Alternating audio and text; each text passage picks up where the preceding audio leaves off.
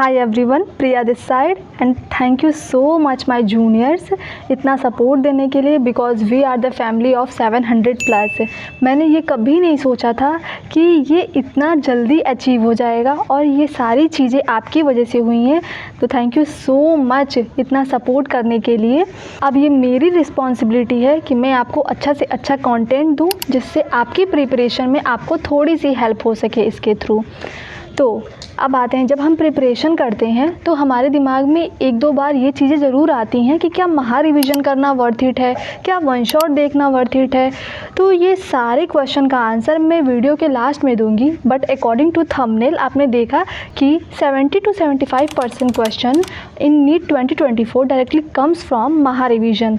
तो सबसे पहले उन क्वेश्चन को देखने चलते हैं, तो चलिए। सबसे पहले स्टार्ट होता है हमारा फर्स्ट क्वेश्चन। ये क्वेश्चन है चैप्टर अल्टरनेटिंग करंट से और ये टॉपिक है ट्रांसफार्मर। इसमें आप देखेंगे कि सर क्लास वाले पीडीएफ में डायरेक्टली इसका रेशियो लिखवाए हैं। इसमें ज़्यादा क्वेश्चन भी नहीं सर ने कराया था, बस सिंपली इसका रेशियो से ही क्वेश्चन नीट वाले एग्जाम में आ गया है। तो ये तो बहुत सिंपल है, आप इसे कर लेंगे। अब आते हैं हम अपने सेकेंड नंबर क्वेश्चन पे, जो है मैग्नेटिक फील्ड का। अब इसमें आप देखिए क्लास वाली पीडीएफ में कि सर ने सेम क्वेश्चन को, बट क्लास वाली पीडीएफ का क्वेश्चन टफ था क्योंकि उसमें दो कॉइल का निकाल कर और दोनों का वेक्टर सम करना था। बट एग्जाम वाले क्वेश्चन को आप देखिए, उसमें सिंपली बस एक कॉइल का निकाल कर उसका वैल्यू रख देना है और आंसर आ जाएगा आपका। तो ये तो ईजी था क्लास वाले नोट से। अब आते हैं थर्ड वाले क्वेश्चन पे। तो थर्ड क्वेश्चन हमें मिला नहीं तो हमने इसे छोड़ दिया। फोर्थ वाला क्वेश्चन सरफेस केमिस्ट्री का है और सरफेस केमिस्ट्री को सर ने कराया नहीं था महा रिवीजन में, तो इसीलिए ये भी क्वेश्चन नहीं मिला हमें। अब आते हैं फिफ्थ वाले क्वेश्चन पे। तो फिफ्थ वाले क्वेश्चन में आप देखिए कि नीट वाले एग्जाम में बस आपसे पूछा है कि कहाँ स्पीड ज़्यादा होगी कहाँ कम होगी, बट क्लास वाले पीडीएफ में देखिए कि सर ने उसका वैल्यू भी बताया कि कहाँ v/2 होगा, कहाँ √2y होगा, कहाँ 0 होगा, कहाँ उसके बराबर 2v हो जाएगा। तो ये भी ईजी था जो नीट वाला क्वेश्चन था। अब आते हैं हम अपने नेक्स्ट क्वेश्चन पे, सिक्स नंबर में ये है एसएचएम का क्वेश्चन, सिंपल हार्मोनिक मोशन का। इसमें आपको एम्पलीट्यूड बताना है और टाइम पीरियड बताना है। तो इसमें क्लास वाले पीडीएफ में देखिए कि आपको इंडिकेट किया गया है कि इक्वेशन एसएचएम का होता क्या है, x = a sin omega t + 5, जिसमें a जो है वो 5 वहाँ पे a को रिप्रेजेंट कर रहा है। तो ये तो सिंपली आप बता सकते हैं। और t कैसे निकलेगा, t ओमेगा से निकल जाएगा। तो ये भी सेम टू सेम पीडीएफ से ही क्वेश्चन आया है। सेवेंथ नंबर की बात करें तो सेवेंथ नंबर तो इसमें अगर क्लास पीडीएफ में आप देखेंगे तो इसमें मास को लेके कंफ्यूज भी किया है, बट नीट वाले एग्जाम में विदाउट किसी कंफ्यूजन के वो पूछा ही नहीं है कि टाइम पीरियड मास पे डिपेंड करेगा या भी नहीं करेगा। वो सिंपली टी और ओमेगा का रिलेशन पूछ दिया है, जबकि क्लास पीडीएफ में सर ने एम को लाकर कंफ्यूज किया था कि हाँ बच्चे इससे कंफ्यूज हो जाएंगे क्योंकि टाइम पीरियड सिर्फ और सिर्फ ओमेगा पे डिपेंड करता है। अब आते हैं अपने 8 नंबर क्वेश्चन पे। 8 नंबर का कंसेप्ट ये था कि आप क्लास वाले पीडीएफ में देखिए, इसमें आपको रेजिस्टेंस को डिवाइड करना है अकॉर्डिंग टू लेंथ। अब रेजिस्टेंस जो होता है वो लेंथ के डायरेक्टली प्रोपोर्शनल होता है, तो जितना लेंथ आप छोटा करेंगे रेजिस्टेंस उसका उसी उसी फ्रैक्शन में कम हो जाएगा। और बस यही कंसेप्ट था। इसी कंसेप्ट से अब आपको बस सीरीज और पैरेलल में उसका इक्विवेलेंट रेजिस्टेंस निकाल देना है। इसका सर ने 2 क्वेश्चन कराया था। आप सेकंड पीडीएफ में भी देखिए, उसमें भी सेम क्वेश्चन यही है, जबकि इसमें सेंटीमीटर में भी दिया है, 50 सेंटीमीटर करके दिया है। तो ये थोड़ा सा टफ था पीडीएफ जो क्लास वाला था, बट नीट वाला क्वेश्चन काफ़ी आसान था। बस आपको उसमें सिंपली डिवाइड करना है और सीरीज और पैरेलल में जोड़ के उसका इक्विवेलेंट निकाल देना है। अब नेक्स्ट क्वेश्चन है हमारा नाइन्थ, और नाइन्थ है सेमीकंडक्टर का। सेमीकंडक्टर सर ने एमआर सर ने महा रिवीजन में नहीं कराया था, इसीलिए मैंने इसको छोड़ दिया।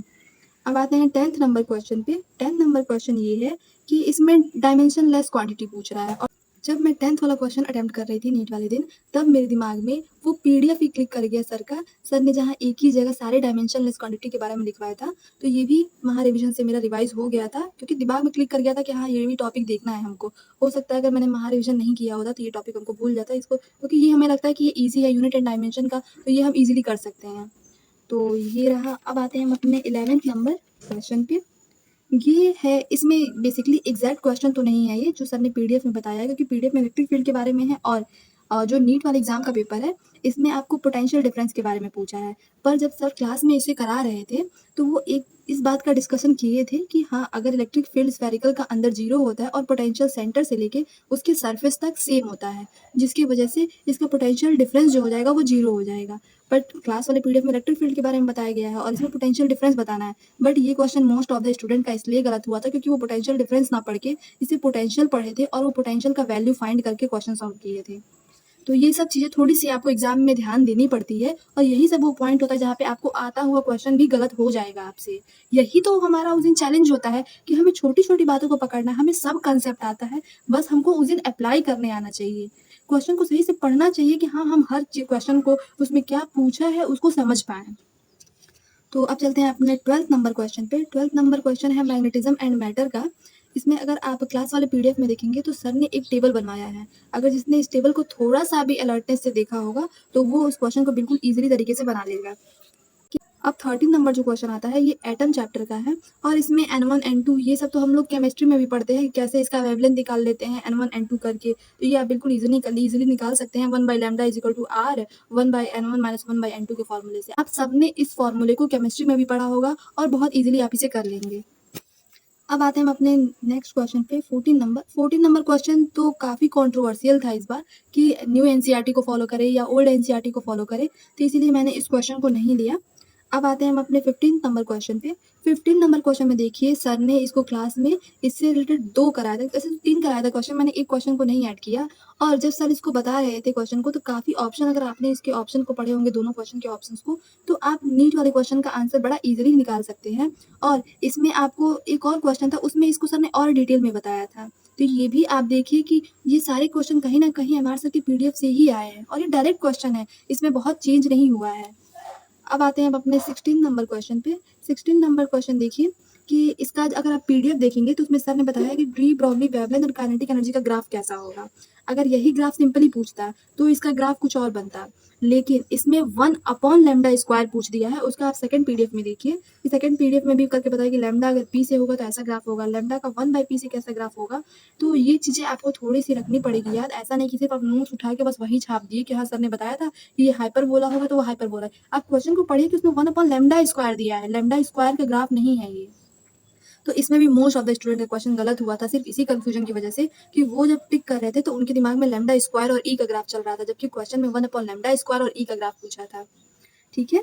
अब आते हैं हम अपने 17 नंबर क्वेश्चन पे। तो 17 नंबर क्वेश्चन का जब आप पीडीएफ देखेंगे तो इसमें ये तो exact same to same question ही है जो आ गया है पीडीएफ में भी, सेम एग्जैक्ट लाइन लैंग्वेज सारी चीज़ें सेम है। तो ये लैंग्वेज बेस्ड क्वेश्चन था। अब आते हैं हम अपने 18 नंबर क्वेश्चन पे। 18 नंबर क्वेश्चन का तो line by line point wise सारी चीज़ें सर ने ऐसे थ्योरेटिकल पॉइंट में करके लिखवाई थी। अब आते हैं अपने 19 नंबर क्वेश्चन पे। ये तो सबसे ये क्वेश्चन हमको अपने जीवन में कभी नहीं भूलेगा क्योंकि आप देखिए इस क्वेश्चन को हमने टिक किया है, सॉल्व किया है और मतलब घर पे आके मैं इस क्वेश्चन को जोड़ रही थी कि हाँ ये मेरा +4 नंबर आएगा और ये क्वेश्चन मैंने ओएमआर ही फिल नहीं किया था, पता नहीं किस घाई-घाई में। तो ये जीवन भर हमको ये गलती याद रहेगा कि इतने छोटे से क्वेश्चन का कैसे इतना बड़ा मिस्टेक हो गया हमसे कि इसका ओएमआर हम नहीं भरे थे। तो ये तो सिंपली एक पीडीएफ में देखिए सर ने इसके बारे में कराया है। अब आते हैं 20 नंबर क्वेश्चन पे। तो 20 नंबर क्वेश्चन देखिए सर ने इससे रिलेटेड 1-2 क्वेश्चन और क्वेश्चन थे बट मैंने 2 ही लिया है।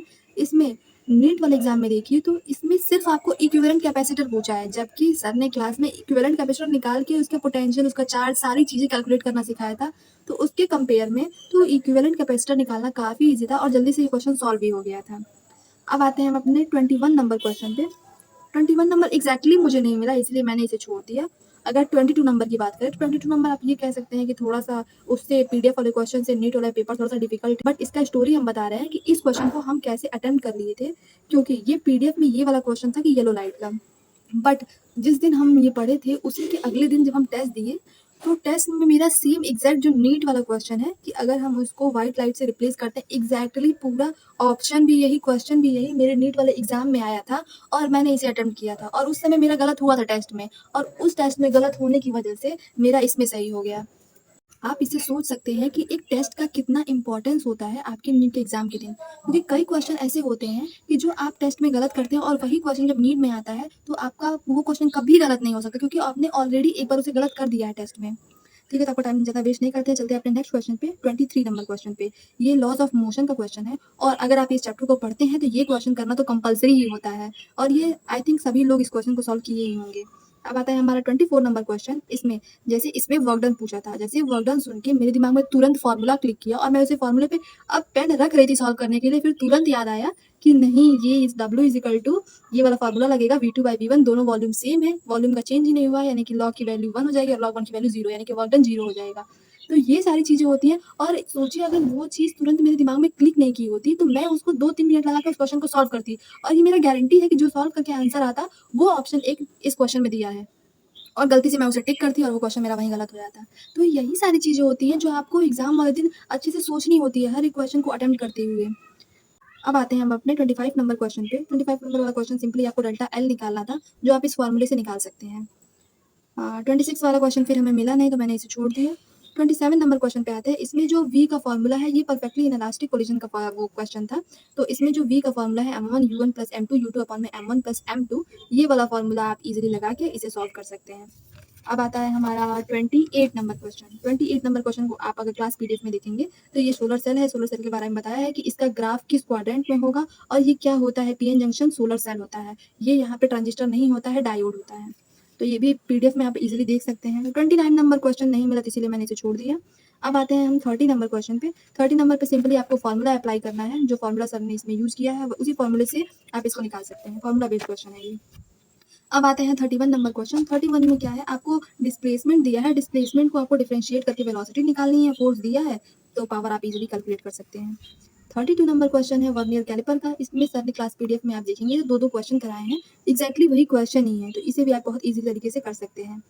33 नंबर क्वेश्चन भी सेम है, बस इसमें क्लास में सर्कुलर डिस्क के बारे में दिया है और इसमें नीट वाले क्वेश्चन में आपको एक रॉड के बारे में बताया है, तो ये भी आप इजीली कर लेंगे। 34 नंबर क्वेश्चन पे आए तो ये भी सेम क्वेश्चन है। यहाँ पे भी ग्रीस का मतलब यही होता है कि वो उसी सरफेस से निकल जाए, तो ये भी आप देखेंगे तो कहीं ना कहीं एग्जैक्टली सेम क्वेश्चन है, थोड़ा भी डिफरेंस नहीं है इस क्वेश्चन में। अब आते हैं अपने 35 नंबर क्वेश्चन पे। 35 नंबर क्वेश्चन भी आप देखिए तो ये कंप्लीटली फॉर्मूला बेस्ड है, इसमें कुछ दिमाग नहीं लगाना है, आपको सिंपली फॉर्मूला अप्लाई करना है, आपका आंसर इजीली निकल जाएगा। अब आते हैं हम अपने 36 नंबर क्वेश्चन पे। 36 नंबर क्वेश्चन इलेक्ट्रोमैग्नेटिक वेव के बारे में बताया है। इसमें भी आप देखिए कि पॉइंट टू पॉइंट सर ने क्लास नोट्स में ही इसे बताया था। अब आते हैं हम अपने 37 नंबर क्वेश्चन पे। 37 वाले में हम 2 क्वेश्चन आपको दिखा रहे हैं। दोनों क्वेश्चन में देखिए कि हमें वीटी ग्राफ को एटी ग्राफ में कन्वर्ट करना है। एग्जैक्टली सेम क्वेश्चन है, तो जिसने क्लास में इसे समझा होगा यानी महारिविजन वाली क्लास में, वो इजीली इस क्वेश्चन को भी कर लेगा। 38 नंबर वाला क्वेश्चन फिर आता है हमारा। ये भी कहीं ना कहीं सेम फॉर्मूला है, F/A is equal to gamma delta L by L. अब डेल्टा एल बाई एल की वैल्यू अल्फा डेल्टा टी भी हम लिख सकते हैं, तो बस ये छोटा सा यहाँ पे ट्विस्ट है कि हमें बस इसे चेंज करना आना चाहिए। आप चेंज करके लाएंगे तो आपका ये क्वेश्चन बहुत, जैसे आप अपने 25 नंबर क्वेश्चन सॉल्व किया था वैसे ही ये भी उसी फॉर्मूले पे है, बस आपको डेल्टा एल बाई एल को चेंज करना है अल्फा डेल्टा टी पे।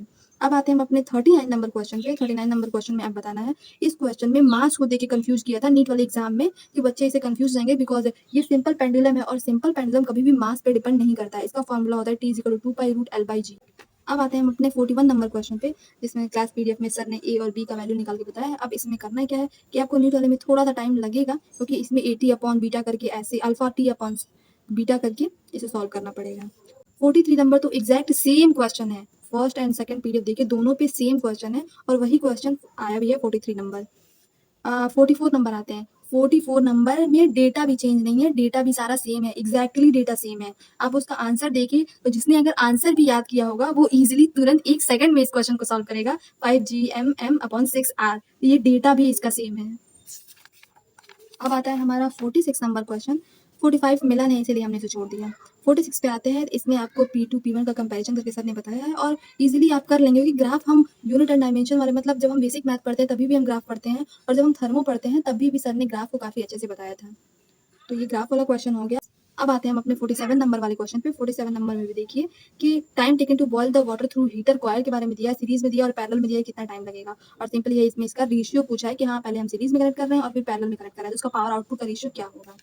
अब आते हैं अपने नेक्स्ट क्वेश्चन पे हम 49 वाले पीडीएफ में आप देखिए कि इसमें 4 क्वेश्चन है, चारों क्वेश्चन को आपको वेरीफाई करके सॉल्व करना है। और इसमें जो सी नंबर है, सॉरी सी नहीं बी नंबर है, उस बी नंबर को देखिए कि उसमें वही पूछा है magnification power of telescope is, क्योंकि इसमें वैल्यू दे दिया है बट फिर भी आपको सॉल्व करके रीचेक तो करना पड़ेगा, तभी तो इसको आप सॉल्व करके बता पाएंगे कि हाँ ये कौन सा ऑप्शन सही है कौन सा गलत है। तो ये सेम क्वेश्चन है, आई पीस का दिया है, ऑब्जेक्टिव का दिया है, आपको मैग्नीफाइंग पावर बताना है, तो यही क्वेश्चन सेम सेम नीट में भी आया है। और अब चलते हैं अपने 50 नंबर क्वेश्चन पे। तो 50 नंबर क्वेश्चन देखिए, इसमें आपको पीक करंट पूछा है नीट वाले एग्जाम में और सर ने पीडीएफ में IRMS बताया था, तो आप पीक करंट का वैल्यू IRMS/√2 निकाल सकते हैं इजीली। अब आते हैं हम अपने 42 नंबर क्वेश्चन पे, जो मैं भूल गई थी लास्ट में डिस्कस करना। तो इसमें डिस्प्लेसमेंट करंट का मैग्नीट्यूड पूछ रहा है, उसका डायरेक्शन पूछ रहा है। तो इसमें क्लास वाले पीडीएफ में आप देखिए कि बहुत ईज़ी तरीके से बताया गया है कि दोनों का वैल्यू सेम होता है, बट इसमें नीट वाले क्वेश्चन में कन्फ्यूज़ किया था कि डायरेक्शन कहाँ होगा, और इसमें मैं भी कन्फ्यूज़ थी, इसीलिए मैंने इस क्वेश्चन को सॉल्व नहीं किया था। तो यही सारी कन्फ्यूजन होती है कि आप उस टॉपिक को बहुत अच्छे से समझ भी लेते हैं, उसके बाद भी ज़रूरी नहीं है कि नीट पे वो क्वेश्चन आए तो आप उसे सॉल्व कर पाएँ। महा रिवीजन मैंने भी किया था, बट ग्रेविटेशन का वो क्वेश्चन जिसमें सारा वैल्यू सेम था, एग्जैक्ट उसका ऑप्शन भी सेम था, उसके बावजूद मैं उस क्वेश्चन को वहाँ नहीं कर पाई थी। तो यही होता है कि ज़रूरी नहीं है कि अगर आप हर चैप्टर को बहुत अच्छे से पढ़ रहे हैं तो वो एग्जाम वाले दिन आपका दिमाग उस समय उतना तेज क्लिक करे उस ऑप्शन पे कि आप उस क्वेश्चन को कर ले जाएं।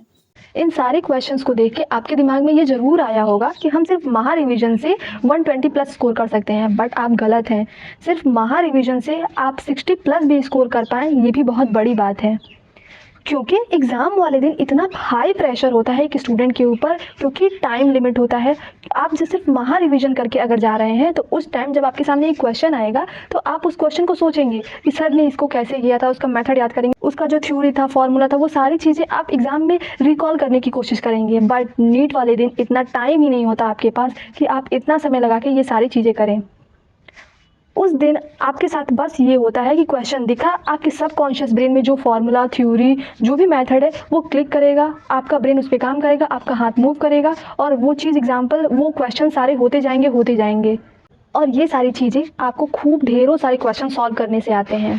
ये तो उस टीचर की स्पेशलिटी है कि वो इतना अच्छा प्रेडिक्ट करते हैं। अगर इस टॉपिक को उन्होंने बताया कि हाँ इसका वेटेज ज़्यादा है आने का, इस क्वेश्चन के आने की पॉसिबिलिटी अधिक है, तो वो क्वेश्चन आ जाता है एग्ज़ाम में।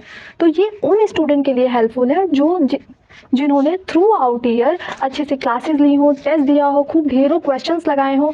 ये उनके लिए बिल्कुल नहीं है। जो एकदम फ्रेशर है, 11th में है, 12th में है, जिनको कुछ भी आइडिया नहीं है उस टॉपिक के बारे में और वो डायरेक्टली महा रिवीजन कर रहे हैं, उनको कोई आउटपुट रिजल्ट नहीं मिलेगा। इसका बेनिफिट उन बच्चों को मिलेगा जो ऑलरेडी टेस्ट में 600 स्कोर कर रहे हो या 550 प्लस स्कोर कर रहे हो। ये उनके लिए है कि एग्जाम के एक हफ्ते पहले हम अच्छे से पूरे टॉपिक को समराइज कर लें महा रिवीजन के थ्रू कि हाँ ये क्वेश्चन इंपॉर्टेंट है, इसको एक बार देख लेना चाहिए, या ये टॉपिक मैं भूल गया था रिवाइज करना, मुझे इसे कर लेना चाहिए। आई होप इस वीडियो से आपको थोड़ी सी क्लैरिटी मिल गई होगी कि महा रिवीजन किसके लिए होता है और किसके लिए नहीं। और इन सारे महा रिवीजन के क्वेश्चन को कलेक्ट करने में, अरेंज करने में मुझे 2 दिन लग गए, बट कोई ना, आपके लिए तो इतना बनता है। अगर आपको ऐसे ही सीरीज चाहिए कि वन शॉट से कितने क्वेश्चन डायरेक्टली नीट 2024 में आए थे फिजिक्स के, तो आप कमेंट में ज़रूर बताइएगा, उस पर भी ज़रूर वीडियो बनाऊंगी। बिकॉज मैं 100% श्योर हूँ कि अगर सिर्फ महा रिवीजन से 70 to 75% क्वेश्चन आए हैं तो वन शॉट से नो डाउट 90% क्वेश्चन आए होंगे। तो अगर आपको उस पर वीडियो चाहिए तो कमेंट में ज़रूर बताइएगा। And again thank you so much everyone for supporting me. And इस वीडियो को खूब शेयर करिए, बिकॉज मेरे चैनल पे कॉपीराइट आया था जिसकी वजह से मेरे चैनल का व्यू काफ़ी कम हो गया था। तो दैट्स योर रिस्पॉन्सिबिलिटी कि इस वीडियो को जितना हो सके उतना शेयर करिए ताकि मेरा वीडियो सारे स्टूडेंट तक पहुँच सके। Okay bye. एंड हाँ, लाइक एंड सब्सक्राइब करना मत भूलिएगा।